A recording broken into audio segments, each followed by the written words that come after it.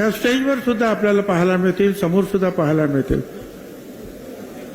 ज्याच्यामध्ये सर्व समाजाचे, सर्व धर्माची माणसं आहेत, वेगवेगळ्या पक्षात काम करणारे लोक आहेत, ते वेगवेगळ्या संघटनांमध्ये काम करणारे लोक आहेत. आणि एवढीच आहेत अशातला भाग नाही. माझ्या समोर बसलेले जे आहेत, निदान आणखीन तुमचे सगळेच आहेत, 65 लोक असे आहेत, भगिनी आणि माता आणि बंधू, की ज्यांना बोलायचं होतं, पण काय करू, त्याच्यासाठी 2 दिवसाचं आपल्याला शिबिर घ्यावं लागेल. परंतु मी आपल्या सगळ्यांचा आभार यासाठी मानतो की अतिशय कमी वेळेमध्ये आपण ह्या सर्व घटकातील सगळे लोक आलेले आहेत. म्हणजे आमच्या माजी आमदारांपासून तर सगळे आलेले आहेत.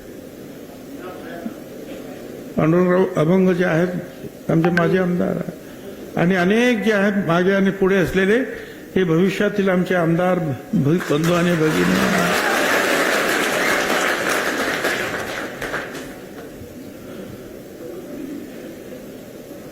खरं तर काल मी नाशिकच्या लोकांना सुद्धा भेटलो आणि येवल्याला, लासलगावला गेलो. लोकांच्या मन जरा खिन्न होते आणि आज काही लोक आले मला सांगायला लागले, चांगले लोक, की साहेब, येवला लासलगाव मतदारसंघामध्ये कुणीतरी गेल्यासारखी एक अवकळा जी आहे ही सगळी पसरलेली आहे, दुःखाची. सगळे लोक दुःखात आहेत, त्यांना समजतच नाही. एक फार मोठा शॉक जो त्यांना बसलाय, तो अजून त्यातून ते बाहेर येत नाही. मी काल खूप प्रयत्न केले त्यांना समजवण्याचे, धीर देण्याचे, पण ही गोष्ट फक्त येवला लासलगावची नाही, ही गोष्ट तमाम महाराष्ट्रातील सर्व मागासवर्गीयांची, दलित असतील, आदिवासी असतील, हिंदू, मुस्लिम, सगळं, ओबीसी, सगळे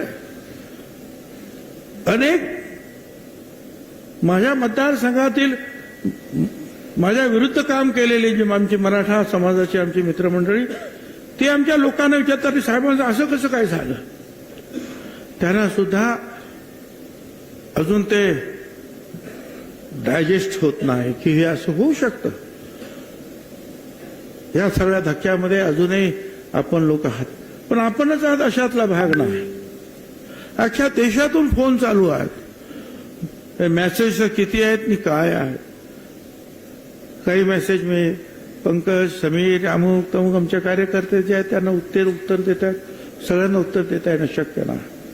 पण सगळ्यांची मागणी आहे की तुम्ही आमच्याकडे या, आमच्या शहरात या, आमच्या जिल्ह्यात या, आमच्या राज्यात या. सगळ्यांची मागणी सुरू झाली. कधी कधी अशा काही गोष्टी होतात, एखादी घटना अशी घडते की सगळी माणसं जी आहे, शांत असलेली माणसं एकदम पेटून उठतात.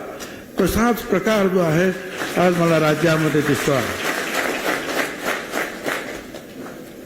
आपण जरी पेटवून जरी उठलात तरी आपण पेटवी करायची नाही. इथं काल परवा सुद्धा सांगितलं की तुमच्या मनाचं दुःख आहे, तुमच्या मनात जो एक निषेध जाहीर करायचा जरूर करा, पण शिवीगाळ नको, जोडे मारा, अमुक तमुक काहीही नको. काय गरज आहे त्याची. ही माणसं त्यांना समजतं काय चाललंय ते. ठीक आहे, राज्य करताना सगळ्यांना समजतं काय चाललंय. रोज सकाळी 8 वाजता जे आहे ना, राज्यात काय काय चाललं त्याचं ब्रीफिंग जे आहे ना मुख्यमंत्र्यांपासून होतंय सगळ्यांना, काय काय कुठे कुठे काय काय झालंय. त्याच्यामुळे ती काळजी तुम्ही करू नका. तुम्ही तुमचा निषेध दाखवता, त्याच्यामध्ये थोडासा संयम पण ठेवायला पाहिजे.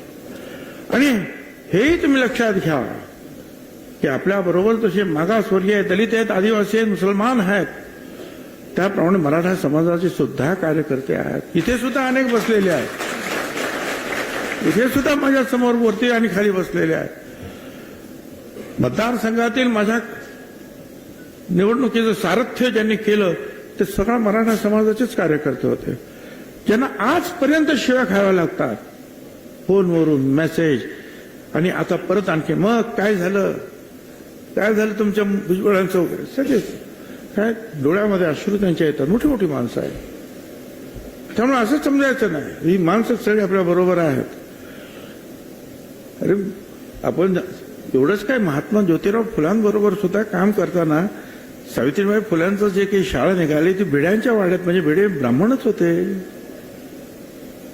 अशा अनेक, एक नाही दोन नाही, अनेक ब्राह्मण जे आहेत चिपळूणकरांपासून सगळे अनेक वेगवेगळे जे आहेत, परांजपे वगैरे, त्यांनी मदत केली ना. पण काही लोकांची मनोवृत्ती जे अनेक लोकांची मनोवृत्ती जी कोत्या छोटी असते, काही थोडे तरी लोक त्याच्यामध्ये असे असतात की जे समजदार असतात, की त्यांना वाटतं की नाही हे बरोबर नाही, हे चूक आहे.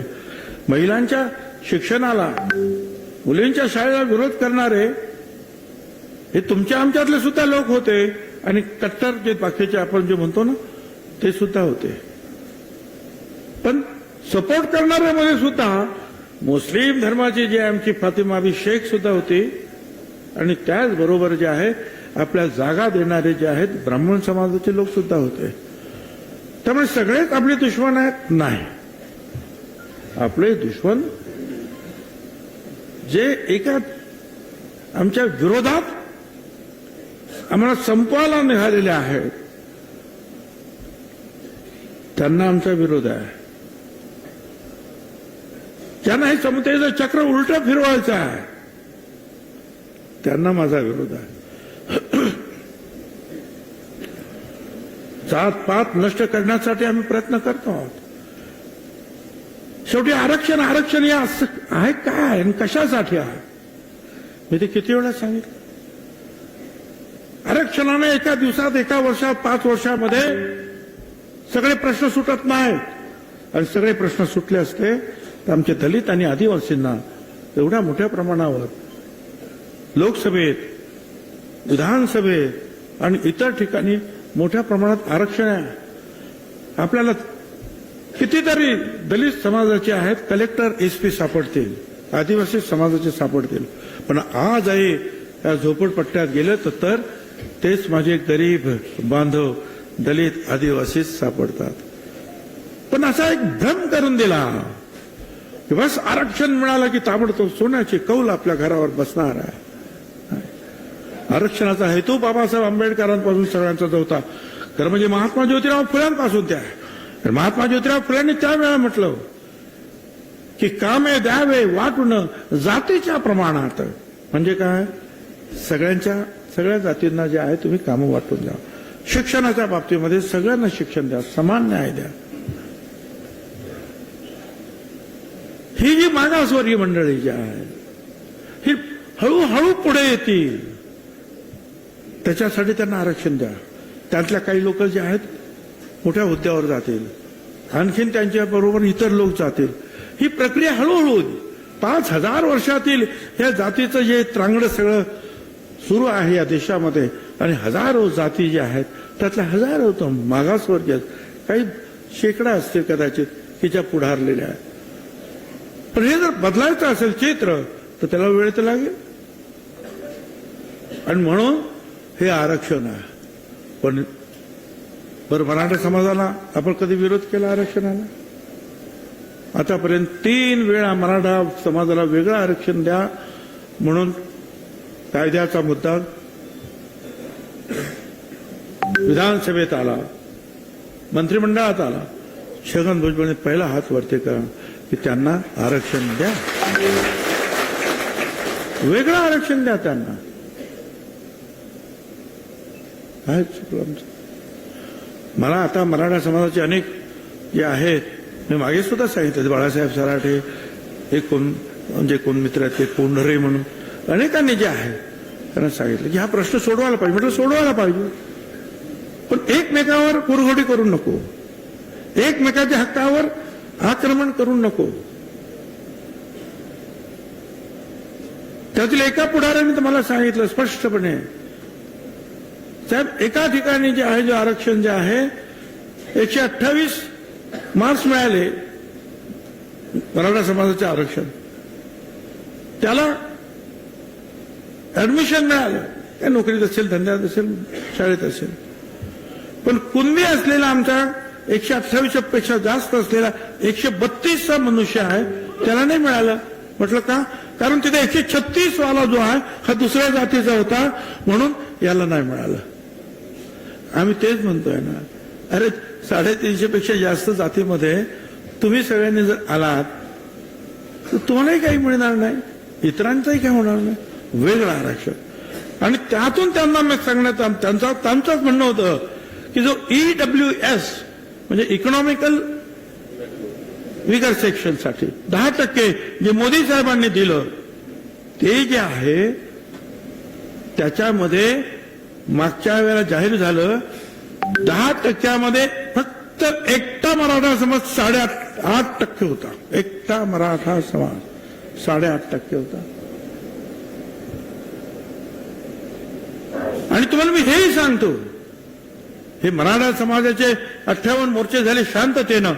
त्याच वेळेला गुजरातमध्ये पाटीदार, वरती गेल्यानंतर राजस्थान, तिकडे गुजर, जाट सगळे जे कापू, हे सगळे जे आंदोलन होती ही 10% आरक्षण दिल्यानंतर संपले. कारण त्याच्यामध्ये ती मंडळी जाऊन बसली. त्याचप्रमाणे मराठा समाजाची मंडळी सुद्धा यात जाऊन बसली. पण आता काय झालं? आता असं झालं मराठा समाजाला वेगळं आरक्षण मिळालं म्हणून ते कुठेही जाऊ शकत नाही. ओबीसी समाज आणि दलित समाज त्यांचं आरक्षण त्यांना मिळालं म्हणून ते सुद्धा जाऊ शकत नाही. EWS मध्ये आहे कोण? 10% आहे कोण? कारण एका आरक्षण एकदा मिळालं तर दुसऱ्या आरक्षणात तुम्हाला घुसता येत नाही. आणि आज परिस्थिती आली अशी आहे की नुकसान होत आहे. हे त्यांचंच म्हणणं आहे की मराठा समाजाचं नुकसान. मी सांगितलं पण त्यांना सांगा ना, तुमचे जे नवीन नेते जे आहेत त्यांना समजावून सांगा. मी तर तुमच्याबरोबर बसायला तयार आहे, मार्ग काढायला तयार आहे. पण आपण एक लक्षात ठेवा, आपण मराठा विरुद्ध नाही. आपण जे लोक आमच्यावर कुरघोडी करण्यासाठी प्रयत्न करतायत असे जे कोणी असतील त्या सगळ्यांना विरोध करणं हे तुमचं माझं काम राहणार आहे.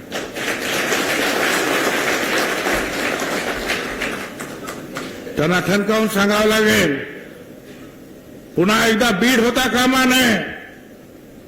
आमदारांची घरं जाळा, हॉटेल जाळा, शिक्षण संस्था जाळा, अजिबात होता कामा नये, सहन करता कामा नये. पण त्यावेळेला ते झालं. आणि मी ते सगळं वर्तमानपत्र आणि त्याच्यावर पाहिलं टीव्हीवर आणि धावत गेलो आणि उभा राहिलो. लोक एवढे घाबरलेले, भेदरलेले. लोक काय घाबरलेले? नेते सुद्धा घाबरलेले. कुणी निषेध केला सांगा? कुणी त्याच्या विरुद्ध बोलले सांगा? नेते जिथे घाबरले तिथे सामान्य जनता किती घाबरली असेल. त्या सामान्य जनतेला तुम्ही सगळ्यांनी, आपण सगळ्यांनी जे लाखोचे जे मेळावे झाले त्यातून एक आधार निर्माण झाला, एक शक्ती निर्माण झाली की नाही आम्ही सगळे एक आहात आणि एक जर मी असलो तर आम्ही सेफ पण आहोत. हम एक है तो सेफ है अशा अर्थात.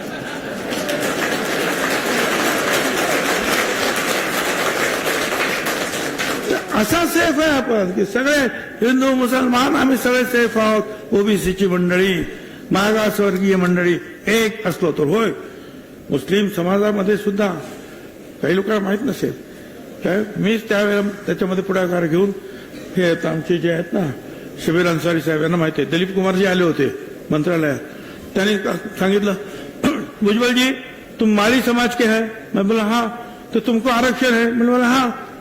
तो मैं बागवान हूं, मतलब माली हूं, तो मेरे को क्यों नहीं है? और मैं बोला बराबर है, तुम माली है तो तुमको मिलता है, तो मैं भगवान हूं, बराबर है ना. त्यांनी मला सत्कार केला. मग जे कासार आहेत तिथे मणियार आहे, हे असे जे कुरेशी आहेत तिथे खाटीक आहे. आणि त्यातल्या काही लोकांना मग त्यावेळेला पवारसाहेब पण मला वाटतं होते, पवारसाहेब होते की विलासराव होते, विलासराव होते. आम्ही म्हटलं की मग ठीक आहे, ते पण गरीब आहेत, त्यांना आम्ही कुणाला विरोध केला नाही. ज्या वेळा आरक्षण सुरू झालं त्यावेळेला फक्त 250 जाती होते, आता 450 जाती आहेत. पण हे आम्ही लढलो.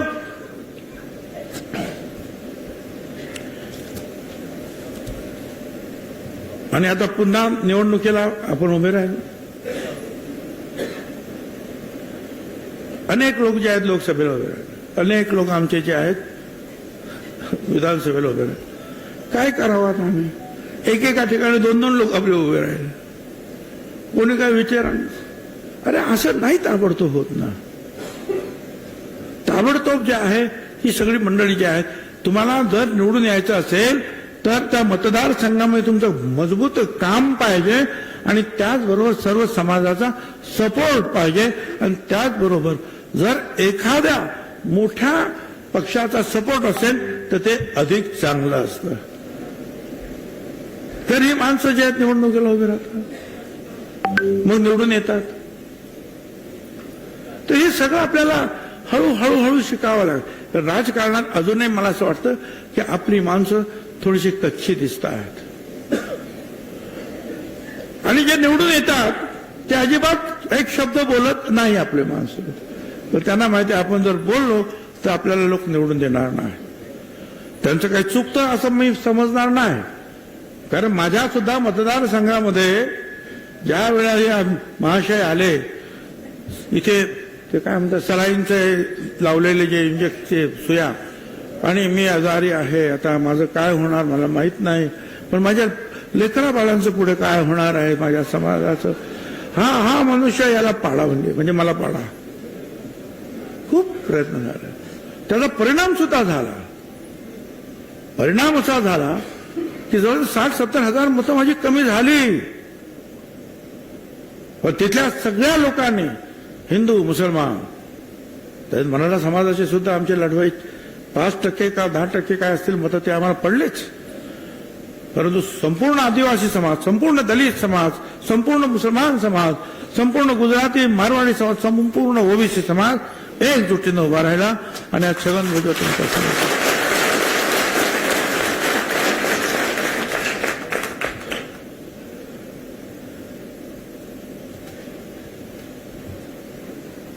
पण मी फक्त निवडून येणं किंवा मंत्री बनणं एवढंच माझं काही काम नाहीये.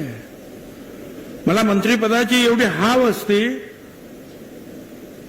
तर मी मंत्री 16 नोव्हेंबरला मंत्रिपदाचा राजीनामा देऊन मग 17 नोव्हेंबरला जालन्यातील अंबडला आपल्या जाहीर सभेसाठी आलो नसतो. मी पहिल्यांदा राजीनामा दिला. मागच्या गाडीमध्ये म्हणजे माझ्याबरोबर बसलो समीर भाऊ, त्यांना सारखे फोन, साहेबांना सांगा राजीनाम्याचा तुम्ही उल्लेख करू नका. विचारा त्यांना, मी नाही केला उल्लेख. पण जे इंडिकेशन द्यायचं ते दिलं, मी लढणार. 2.5 महिन्यानंतर ज्या वेळेला एक सदग्रस्त समाजाविरुद्ध काहीतरी अर्वाच्य बोलले त्यावेळेला मी सांगितलं मी राजीनामा दिला. नगरच्या मिटिंगमध्ये मी सांगितलं. प्रश्न जो आहे तो हा नुसत्या मंत्रिपदाचा नाही, प्रश्न तुमच्या अस्मितेचा आहे. श्रेष्ठत्व आम्ही कसा अनुभव हो तोही असतो. पण एखाद्या समाजासाठी घेऊन शेवटपर्यंत लढणारी माणसं आपल्याला पाहिजे. आणि ज्या वेळेला असं कळल्यानंतर जे आहे आश्चर्याचा धक्का सगळ्यांनाच बसणार. पण तुम्ही दुःखात राहायचं काही कारण नाही. मी एवढंच सांगतो, कभी डर न लगे, कभी डर न लगा मुझे फासला देखकर, मैं बढ़ता गया रास्ता देखकर.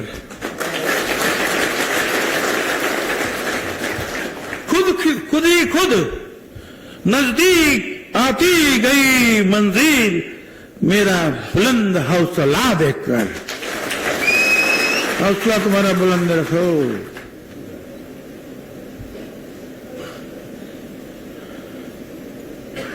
अनेक गोष्टी आहेत ना. निवडणुका संपल्यात काय आता?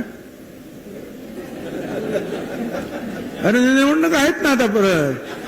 महानगरपालिका आहे, नगरपालिका आहे, जिल्हा परिषद आहे, पंचायत समिती आहे. याच लाडक्या बहिणीच्या बरोबरीनं ह्या ओबीसी समाजानं जे आहे हे प्रचंड बहुमत जे आहे महायुतीला मिळवून दिलेला. जा विचारा तिकडे आमदारांना. काही लोकांना भ्रम आहे की आमच्या फक्त लाडक्या बहिणी. अरे लाडक्या बहिणी फक्त लाडक्या बहिणी नाही ना, याही गोष्टी आहेत ना तिथे. महत्वाचं हे आहे. उलट काही लोकांचं म्हणणं की नाही हे एक नंबरला आहे आणि मग लाडक्या बहिणीची शक्ती आहे. पण ज्या शक्ती ते आता मी माझे इतर जे आहेत आमचे ओबीसी आमदार आहेत तिथे मंत्री झालेले, त्यांच्याबद्दल मी स्वतः काही कॉमेंट करणार नाही. इतरांनी ती कॉमेंट केलेली आहे. परंतु होकल मनुष्य पाहिजे आम्हाला. होकल लीडर्स पाहिजे आहेत, होकल मंत्री पाहिजे आहेत, जे आमच्या साठी लढतील, आमच्यासाठी बोलतील. आणि एक लक्षात घ्या, ही लढाई जी आहे आता परत आवाज द्यायला सुरुवात झालेली आहे. पण ही लढाई आमदार म्हणून जसं हाऊसमध्ये मी लढणार, त्याचप्रमाणे तिथे कितीही बंधन असली तरी रास्ता तो मेरा है.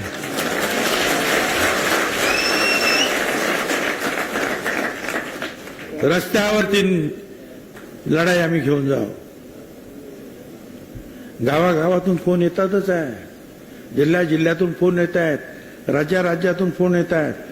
उज्ज्वल साहब आओ, हम आपके साथ है, ताकत बढ़ाओ. आणि होय साहेब आप संघर्ष करो, आणि होय खरं आहे, मी संपूर्ण राज्यात जाणार आहे. आणि एवढंच नाही तर अनेक राज्यातून जाणार आहे आणि पुन्हा एकदा जो आहे ओबीसीचा एल्गार पुकारणार आहे. देश का नेता कैसा हो, ओबीसी का नेता कैसा हो. जय ज्योती, जय ज्योती. दिल्लीमध्ये रामलीला मैदान भरवलेलं सगळ्यांनी पाहिलं. अधिवेशन सुरू होतं. सगळ्या राजस्थान पासून मुंबई सगळे बिहार सगळे लोक, किती लोक आहेत. अख्खं मैदान फुल. पाऊस पडला तरी बसले त्याच्यावर. पटना, बिहार 7 लाख लोकांचं मैदान आहे, गांधी मैदान. फक्त जयप्रकाश नारायण साहेबांचं सभा फुल. इंदिराजीची बांगलादेश आणि पाकिस्तान तुटल्यानंतर ती सभा, आणि आपल्या महात्मा फुले समता परिषदेची सभा. आपण पूर्ण मैदान भरलं होतं. लालूजी आणि इतर नेते जे आहेत बघत होते तरी काय गर्दी आहे. राजस्थानात सभा झाल्या, आपल्या गुजरातमध्ये झाल्या, युपीमध्ये झाल्या, आंध्रमध्ये झाल्या, अनेक ठिकाणी झाल्या, गोव्यात झाल्या, सगळ्या अनेक ठिकाणी झाल्या. आपण आणि पुढे जाणार. जरा शांत राहा. जावं लागेल, ताकद एकत्रित करावं लागेल. जोपर्यंत आपण एकत्रित उभे राहणार नाही, ताकद दाखवणार नाही, तोपर्यंत आपलं जे काही लोकांचे आपल्याबद्दल काही वेगळंच मत झालेलं आहे असं वाटायला लागलंय मला. हे काय भुजबळ, त्यांना मला सांगायचं, मेरे बारे में कोई राय मत बनाना गालिब. मेरे बारे में कोई राय मत बनाना गालिब. एक ऐसा दौर आएगा मेरा वक्त भी बदलेगा और तेरी राय भी बदलेगी।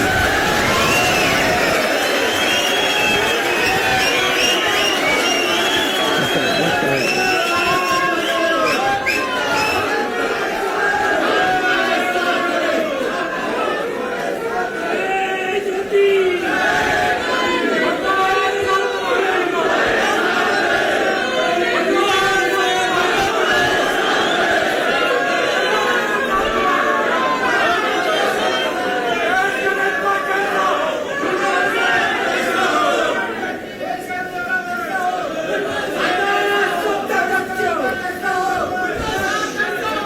आता थोडस जे आहे जी घटना थोडक्यात सांग, सगळ्यांनी ती घटना सगळ्यांना माहिती झालेली आहे. काय काय झालं ते सगळ्यांना माहिती आहे.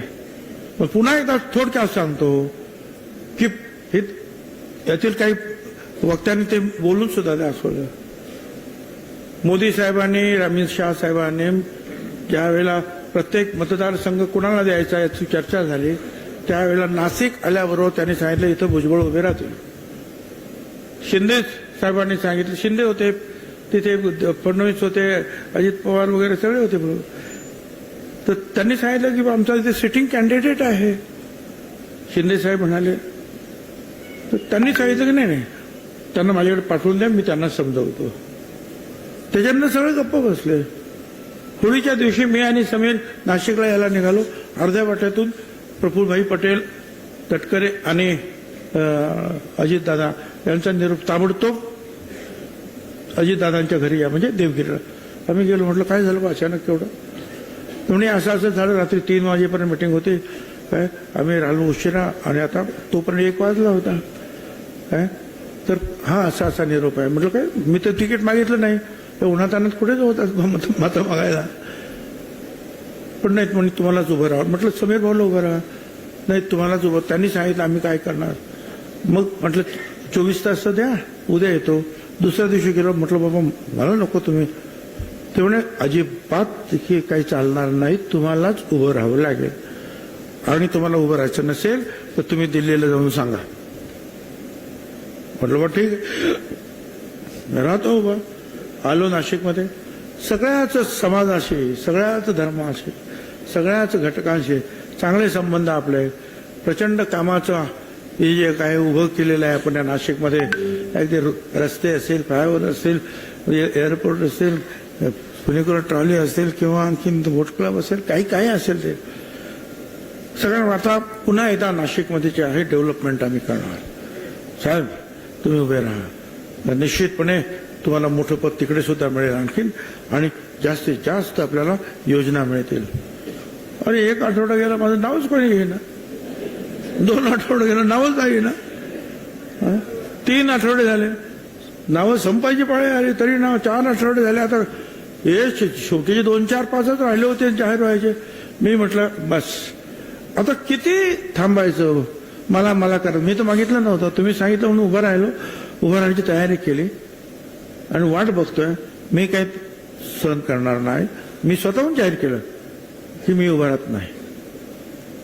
पण त्यावेळेला त्या दिवशी कोणीही काही सांगितलं नाही मला की नाही भुजबळ साहेब तुम्हीच उभे राहणार आहात. नाही बोलले. 10 दिवसांनी मग बोलायला लागले. मग भुजबळ साहेबांनी घाई केली. अरे मी घाई केली तर ठीक आहे, मग तुम्ही पण घाई करायची होती ना ताबडतोब सांगायची. घाई केली म्हणून सांगतात. बरं ठीक आहे जाऊ द्या. पुढे मग काय झालं, ते निकाल काय लागले त्याच्यामुळे याच्यामुळे जी नाराजी आली त्याच्यामुळे आणखी 5-7 ठिकाणी उलटे निकाल लागले. ठीक, आता ते काय आपल्याला सगळ्याला कल्पना आहे. राज्यसभा आली तर मला सांगण्यात आलं की बा सुनेत्रा ताई जी आहेत त्या पडल्या, पण त्यामुळे जे आपल्याला विचार करावा लागेल. पण ठीक आहे, त्यात मी काय बोलणार. ठीक आहे जाऊ दे. दुसरी आणखीन एक राज्यसभा आली. ती राज्यसभा होती सातारची जागा आम्हाला मिळाली, परंतु ती बीजेपीला पाहिजे होती उदयनराजेसाठी. बीजेपीने सांगितलं की तुम्हाला आम्ही एक राज्यसभा देतो, ती जागा आम्हाला द्या. त्या जागेवर लढण्यासाठी नितीन पाटील म्हणून प्रयत्नशील होते. मकरंद पाटील आमदार, त्यांचे भाऊ. ठीक आहे. तर आमच्या अजितदादांनी वगैरे सगळं मान्य केलं आणि सांगितलं की बाबा नितीन पाटील तुम्ही जरा माघार घ्यायला पाहिजे, आता मी तुम्हाला खासदार करेन. आणि परत त्याचं नाव आलं खासदार. आणि पण म्हटलं तुम्ही विचारायला पाहिजे ना आम्हाला सगळ्यांना, हे असं सांगण्याची एक खासदारासारखी पोस्ट देत असताना काही चर्चा तर करायला पाहिजे. अशा भाषणामधून मग मला सुद्धा तुम्हीच सांगितलं होतं ना आणि मी सुद्धा तयारी करत होतो ना, मग जो न्याय त्याला दिला तो न्याय मला का नाही देत?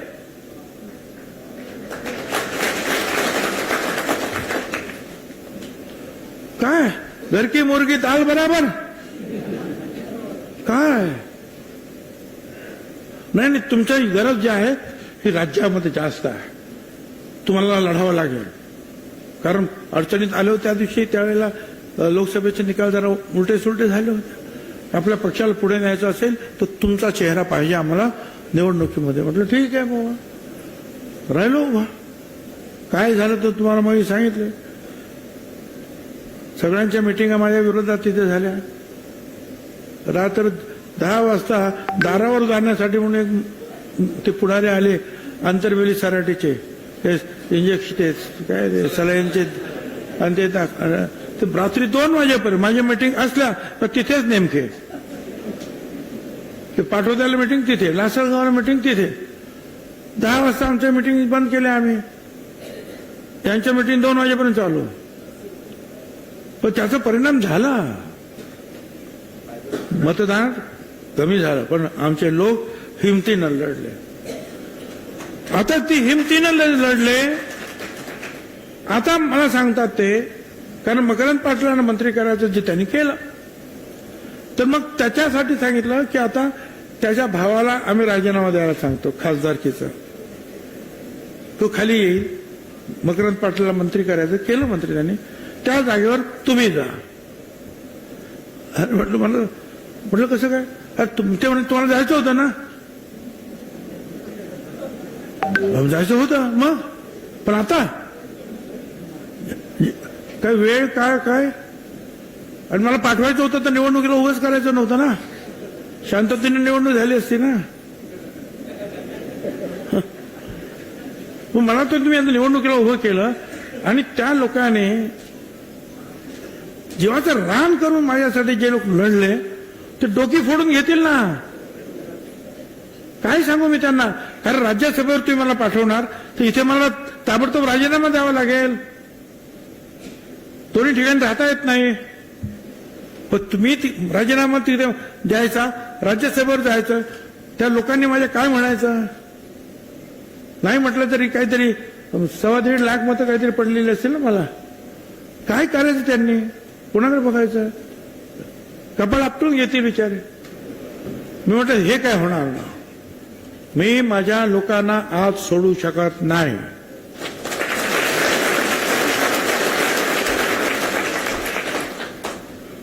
प्रफुल्लबाईंनी पण सांगितलं, त्यांनी मध्यस्थी केली, त्यांनी निरोप आणला. समीरबाबूकडे माझी चर्चा झाली. आम्ही तेच सांगितलं. म्हटलं ठीक आहे. ते म्हणाले बरोबर आहे तुमचं म्हणणं. अजितदादांशी बोललो. अजितदादांना समजावून सांगितलं. अजितदादा म्हणाले ठीक आहे, बसू आणि चर्चा करू. पण दुर्दैवाने ते कधी बसले नाहीत आणि पुढे काही चर्चा झालीच नाही. जे मला कळलं होते आज मी स्वतः सांगितलं. प्रफुल्ल पटेल यांनी सुद्धा प्रयत्नाची पराकाष्ठा केली. तुम्ही असं करू नका. तटकरेंनी पण केली. तुम्ही असं करू नका, भुजबळ साहेबांना घ्या. आणि एवढंच नाही तर राज्याचे मुख्यमंत्री देवेंद्र फडणवीस यांनी शेवटच्या क्षणापर्यंत आग्रह धरला की भुजबळ साहेबांना पाहिजे म्हणून. सतत 4 दिवस त्यांच्या मागे होते. शेवटच्या क्षणापर्यंत की असं करू नका, हे चुकीचं होईल फार. नाही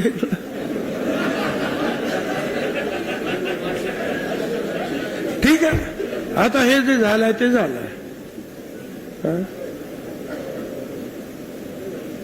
कोणी केलं, काय केलं, उलटे सुलटे प्रश्न उच्चारण्यात काही अर्थ नाही. मग याने केलं का त्याने? कोणीही नाही.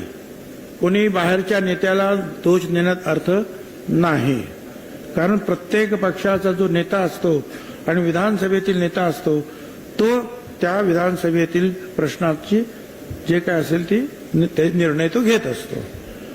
कोण म्हणतो त्या पक्षातील का कोणी सांगितलं का, कोण म्हणतो ह्या पक्षातील कोणी कोणी सांगितलं नाही. उलट हे सगळ्यांचे मला फोन आले, असं कसं काय झालं. त्या दुसऱ्या पक्षाचे सगळे जे आहे त्यांच्या कॉमेंट आल्या की हे काय असं कसं काय होऊ शकतं. म्हणजे काँग्रेस पक्षाचे तेच आले, पवार साहेबांच्या पक्षाचे आले, आणखीन काय म्हणलं उद्धव ठाकरेंचे जे आले. और ते जाऊ द्या, बावनकुळे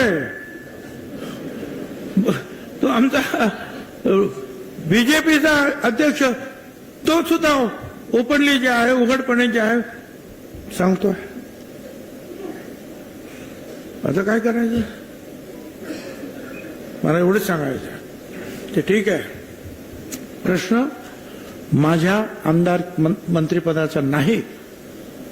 प्रश्न जो आहे, हे जे सगळे प्रश्न जे आहेत समाजाचे जे उभे राहतील, त्यावेळेला संरक्षणाची ढाल कोण उभी करणार आहे, कोण करणार आहे.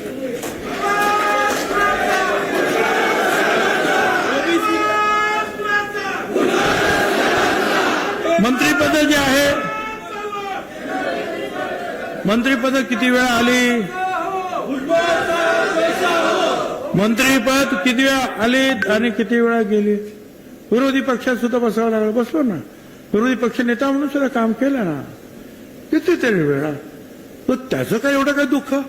पण आता सरकार एवढं सगळं ओबीसींनी तुम्हाला दिल्यानंतर हे असं का, हा प्रश्न जो आहे राज्यातील आणि देशातील सुद्धा अनेकांना पडलेला आहे की भाई का असं आहे. हा प्रश्न आहे की का, कशासाठी, याच्या पाठीमागे हेतू काय तुमचा, काय हेतू आहे असा, काय बिघडलं असतं.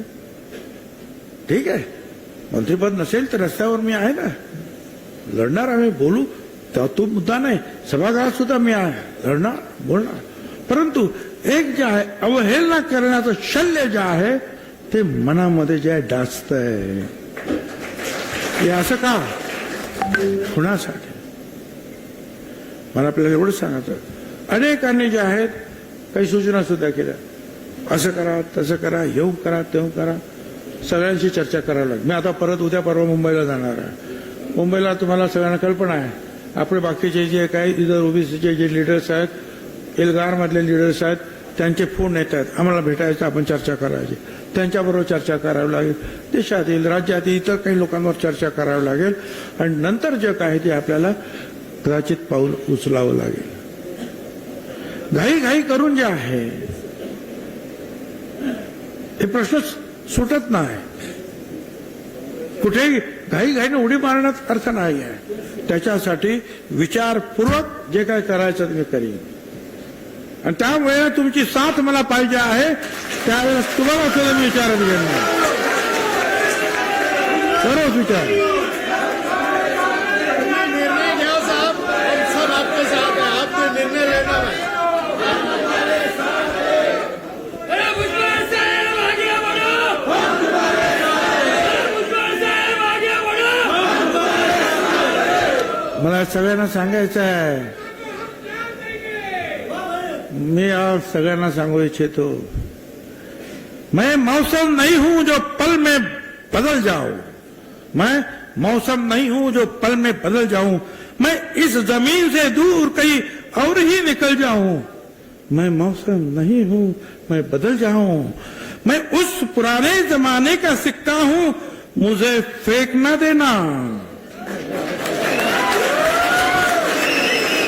मैं उस पुराने जमाने का सिक्का हूं, मुझे फेंक ना देना. हो सकता है तुम्हारे बुरे दिनों में यही सिक्का चल जाए.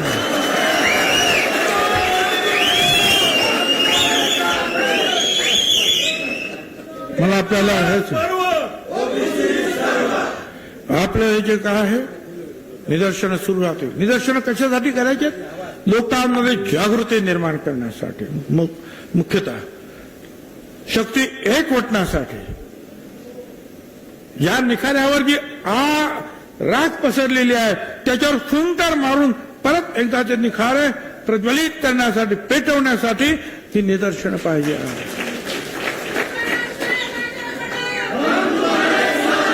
त्याच्या ते थांबणार नाही, पण त्याचबरोबर संयमाने सगळं काय करायचं. म्हणायचं जास्त अपमान करायचा नाही, आपलं आपलं दुःख आपलं निर्धार व्यक्त करायचा. आणि मगाशी सांगितलं तुम्हाला की जिथे जिथे मला आता आमंत्रण येणार त्या ठिकाणी मी जाणार आहे. काळजी करायचं कारण मी आहे, मंत्रिपदावर नसलो तर मी तुमच्या बरोबर आहे. रक्ताचा शेवटचा थेंब असेपर्यंत या मागासवर्गीयांच्यासाठी लढता लढता जो आहे शेवटचा श्वास घेणारा हा छगन भुजबळ आहे.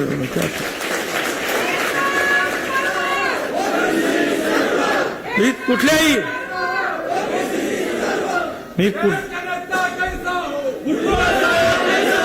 आणि यात मी कुठच्याही दबावाला सुद्धा बळी पडणार नाही. लक्षात ठेवा, जिथे जिथे आपले प्रश्न तुमचे प्रश्न आहेत, गोरगरिबांचे प्रश्न आहेत, तिथे आपण सगळ्यांनी एकजुटीने उभं राहायचं आहे. मी तुमच्या बरोबर राहणार आहे. अनेक राज्यातले लोक आज इथे नाही आले, ते तुमच्या बरोबर राहणार. देशातले लोक तुमच्या बरोबर राहणार. पण तुम्ही हिम्मत ठेवा, ती हिम्मत तुमची ठेवा.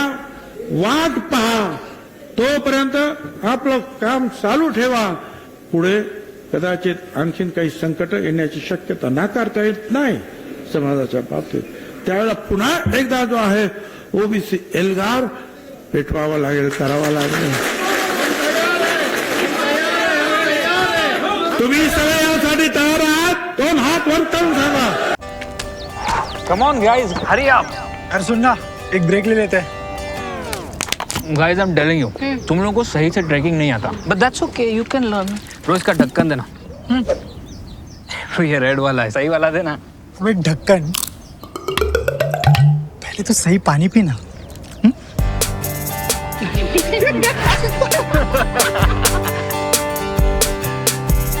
Manikchand Oxyrich, proudly Indian.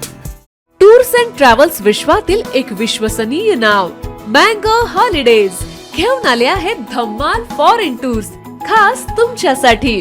Exotic Europe 17 रात्री 18 दिवस, साऊथ आफ्रिकन सफारी 9 रात्री 10 दिवस, नॉर्दर्न लाईट्स 8 रात्री 9 दिवस, दुबई अबुधाबी 5 रात्री 6 दिवस, व्हिएतनाम कंबोडिया 8 रात्री 9 दिवस. तर आजच आपली सीट बुक करा आणि आपल्या फॉरेन टूर्स मेमोरेबल करा. मँगो हॉलिडेज म्हणजेच अविस्मरणीय सहलीचा अनुभव. मँगो हॉलिडेज, 4था मजला, स्वोजस कॅपिटल अतिथी रेस्टॉरंटच्या वर, लॉ कॉलेज रस्ता, पुणे 4.